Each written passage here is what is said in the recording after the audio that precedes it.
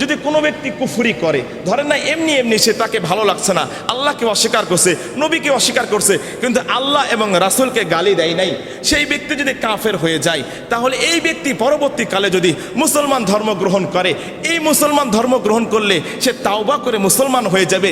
সেই ব্যক্তি দুনিয়ার আদালতেও মুসলমান, আখেরাতের আদালতেও মুসলমান, দুনিয়াতেও সে মাফ, আখেরাতেও জাহান্নাম থেকে মাফ।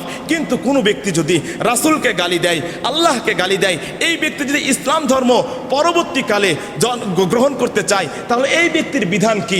শরীয়ত বলে, ফুকায়ে কেরাম বলেন, এই ব্যক্তিকে তো দুনিয়ার আযাব থেকে মাফ করা যাবে না, আখেরাতের আযাব থেকে যদিও সে মাফ হয়ে গেল, কিন্তু আখেরাত দুনিয়ার আযাব হলো মান সাব্বা নাবিয়্যান, যে ব্যক্তি নবীকে গালি দিবে, ফাকতুলুহু, এই ব্যক্তিকে হত্যা করা ওয়াজিব। শুধু এতটুকু না, রাসূল ভিন্ন হাদিসের মধ্যে বলেন মান শাতামাল আম্বিয়া, যেই ব্যক্তি সমস্ত আম্বিয়ায়ে কেরাম, শুধু আমাদের নবী না, হযরত মূসা আলাইহিস সালাতু ওয়াসসালাম থেকে পৃথিবীর সমস্ত নবীকে যদি গালি দেয়, ফাকতুলুহু, এই ব্যক্তির একটাই দণ্ড, এই ব্যক্তির একটাই শাস্তি, সেটা হলো তাই সেই ব্যক্তিকে হত্যা করা ওয়াজিব। কেন বললাম? একটা হিকমতি কথা বলি।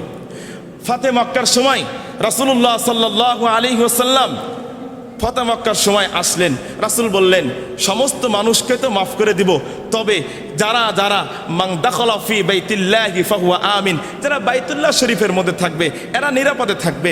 মান দাখালা ফি দারি আবি সুফিয়ান, যেই ব্যক্তি আবি সুফিয়ানের ঘরের মধ্যে আশ্রয় নেবে, ফাহুয়া আমিন, এরাও নিরাপদ। যেই ব্যক্তি নিজের ঘরের মধ্যে থাকবে এরাও নিরাপদ।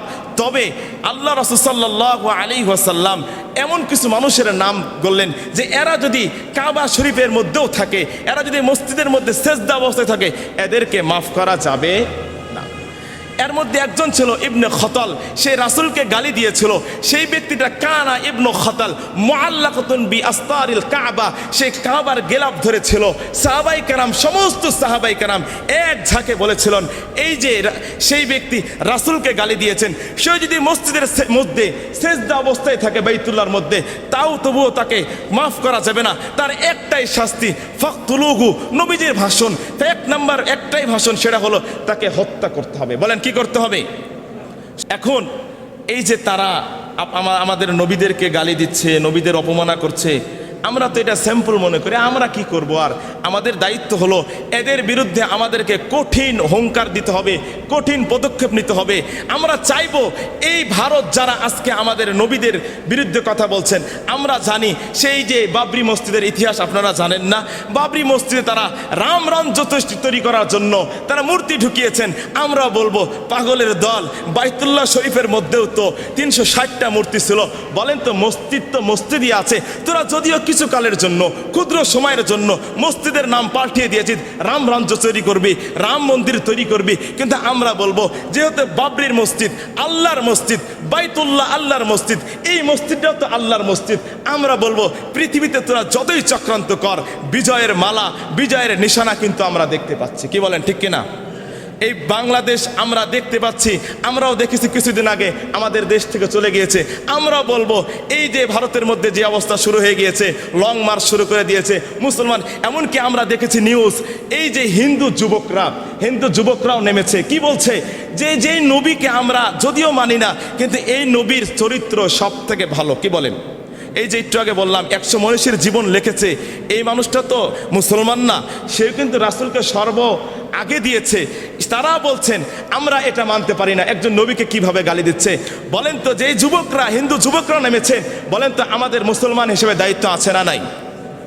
বিজয়ের মালা আমরা ইনশাল্লাহ দোয়া করতে থাকেন, মসজিদে আসেন, দোয়া করেন, ইনশাল্লাহ আস্তে আস্তে এই ভারত থেকে লাল কুত্তা, আপনার হিন্দুরা, লাল কুত্তা ইংরেজ যারা ছিল চলে গিয়েছে। আমরা চাই এই ভারতের মধ্যেও আমাদের মতো এই স্বাধীন যেভাবে বাংলাদেশ হয়েছে, ইনশাল্লাহ স্বাধীন হবে। বলেন ইনশাআল্লাহ।